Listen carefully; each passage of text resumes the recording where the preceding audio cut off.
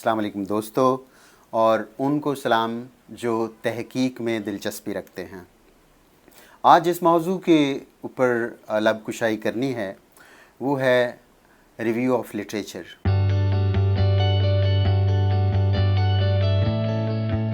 आपको पता है कि तहकीक का मतलब होता है हक़ तक पहुंचना, और रिसर्च का मतलब होता है कि कुछ ऐसे हक़ाइक़ को सामने लेके आना जो पहले सामने नहीं आए।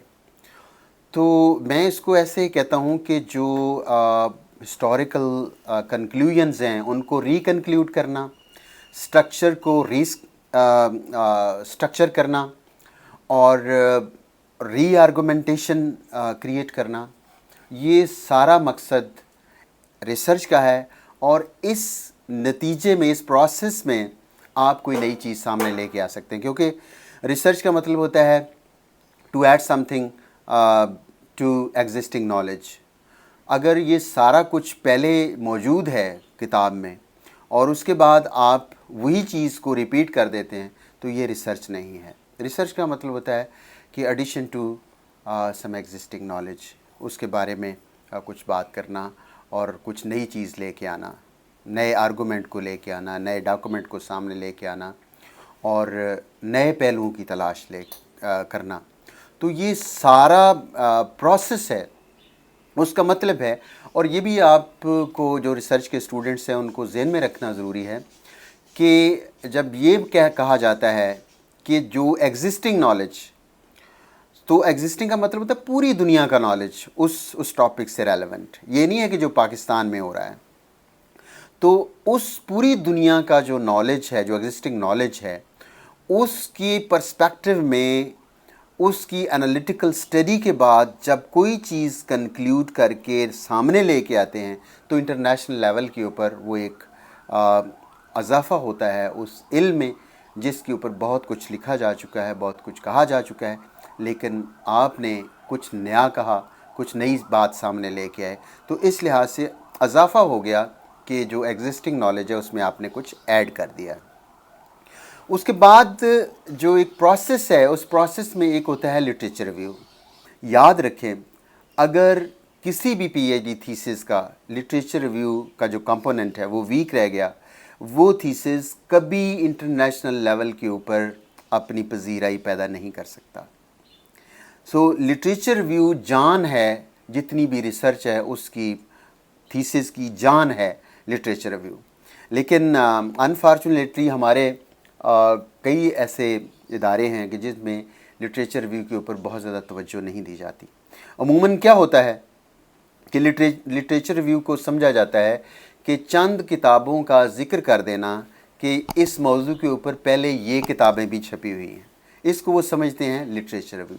ये लिटरेचर रिव्यू नहीं है। अब लिटरेचर रिव्यू क्या है, इसकी डायमेंशंस क्या हैं? मुख्तसरन बात है, इसके ऊपर बहुत लंबी चौड़ी बात हो सकती है। सबसे पहले ये ज़रूरी है कि हम देखें कि लिटरेचर रिव्यू का मकसद क्या है। जब वो मकसद है तो उसके बाद हम देखते हैं कि लिटरेचर रिव्यू से वो मकसद पूरा होता है या नहीं होता। लिटरेचर रिव्यू का मकसद ये होता है कि रिसर्च गैप्स को तलाश करना। रिसर्च गैप क्या होता है कि आपने एक किताब पढ़ी, उसमें आपको लगा कि इसने इस एस्पेक्ट के ऊपर बात ही नहीं की, या इस एस्पेक्ट के ऊपर इसका आर्गूमेंट जो है वो वीक है, या इस आर्गूमेंट के ऊपर इन्होंने बेसिक सोर्सेज इस्तेमाल नहीं किए। तो आपने उस किताब का मुताला किया और आपने रिसर्च गैप तलाश किया।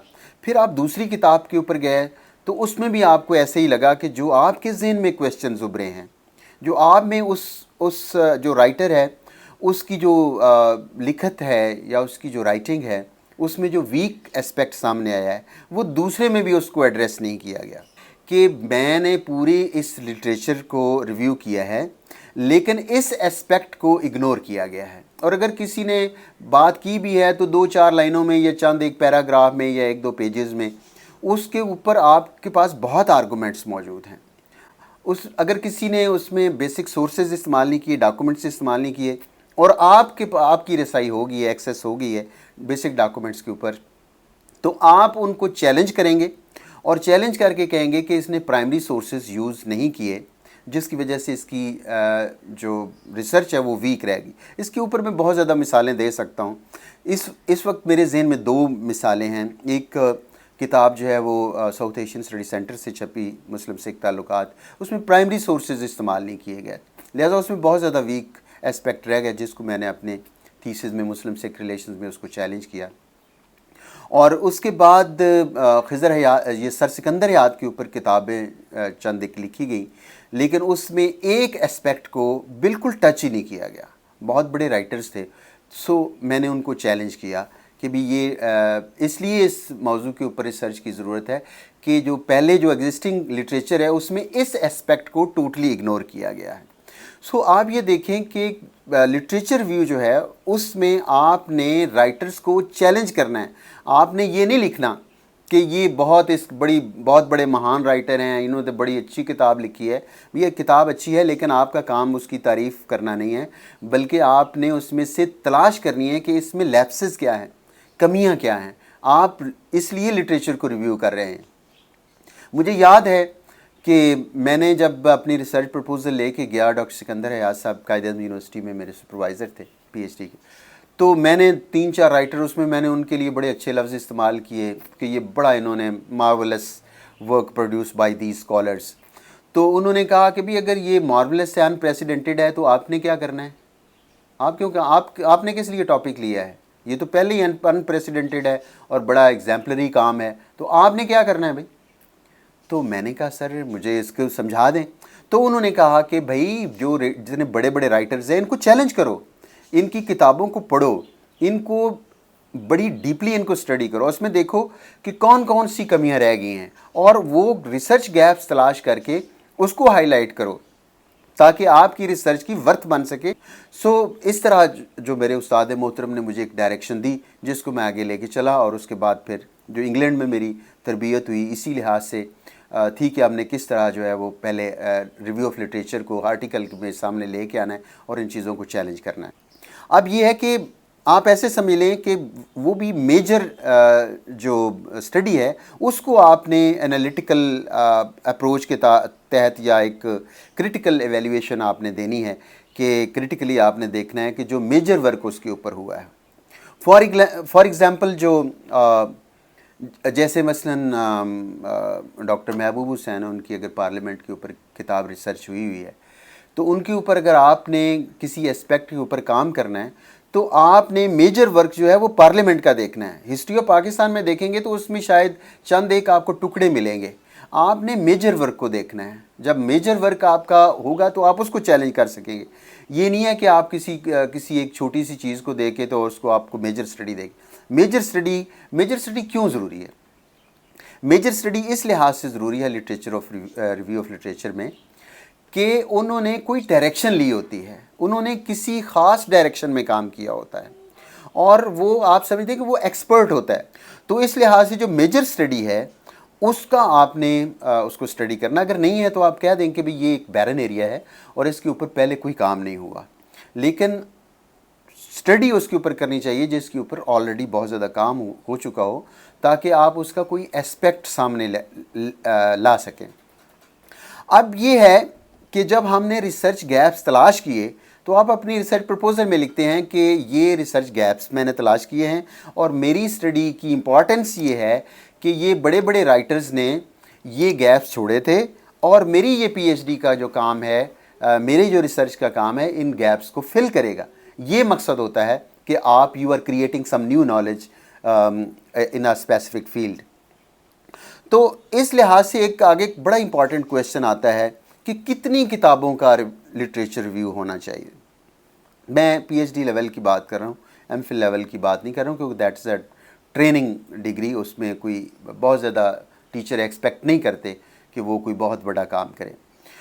پی ایچ ڈی میں اگر اس ٹاپک سے ریلیونٹ جو میجر اسٹڈی ہے، اگر 5000 کتابیں بھی ہیں تو ان کو 5000 کتابیں پڑھنی پڑیں گی، کیونکہ اگر اس نے دعویٰ کرنا ہے کہ جو میں ریسرچ گیپ نکالا ہے تو اس کو میں نے فل کرنا ہے، تو ممکن ہے جو وہ 100 کتابیں پڑھ رہا ہے اور باقی کسی رائٹر نے پہلے ہی اس کی उसकी रिसर्च गैप को पॉइंट आउट करके रिसर्च गैप फिल कर दिया हो, तो उसकी जो रिसर्च है वो तो पिट जाएगी इंटरनेशनल लेवल के ऊपर।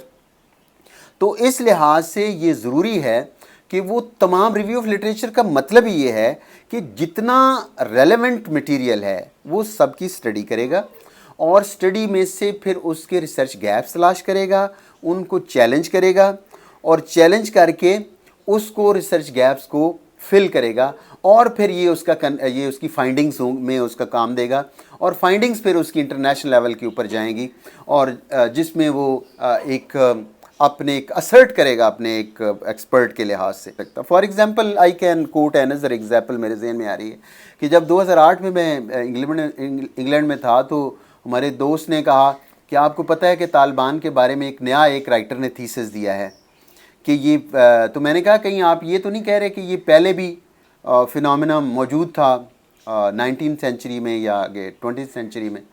तो उसने कहा हाँ हाँ आपने किताब पढ़ी है नई फलां राइटर की है? तो मैंने कहा नहीं, मैंने एस एम इकराम को पढ़ा हुआ, उसने ये उस थीसिस उसने दिया, लेकिन उन्होंने कहा कि उन्होंने तो इसको कोट नहीं किया। मैंने कहा ये अपनी राइटर की है, लेकिन ये मैंने बहुत पहले पढ़ा हुआ है कि जो एस एम इकराम ने इसको कोट किया हुआ है। सो आप ये देखें कि जब वो चीज़ कोई शख्स अपनी कहेगा कि ये मैंने कंक्लूड किया है या मेरी फाइंडिंग है, तो इंटरनेशनल लेवल के ऊपर वो पिट जाएंगी। कोई ना कोई कह देगा कि ये बात तो पहले भी उन्होंने लिखी हुई है, तो आपने क्या किया है। सो इस लिहाज से जितने भी हमारे रिसर्च करने वाले दोस्त हैं वो याद रखें कि जो रिव्यू ऑफ लिटरेचर है ये सबसे ज़्यादा सेंसिटिव और इम्पॉर्टेंट कंपोनेंट है रिसर्च प्रोजेक्ट का, और उसका मतलब है मेजर जो वर्क है उसको स्टडी करना, क्रिटिकली स्टडी करना, रिसर्च गैप्स तलाश करना, और फिर दावा करना कि ये मेरी स्टडी इन रिसर्च गैप्स को फिल करेगी। बहुत शुक्रिया।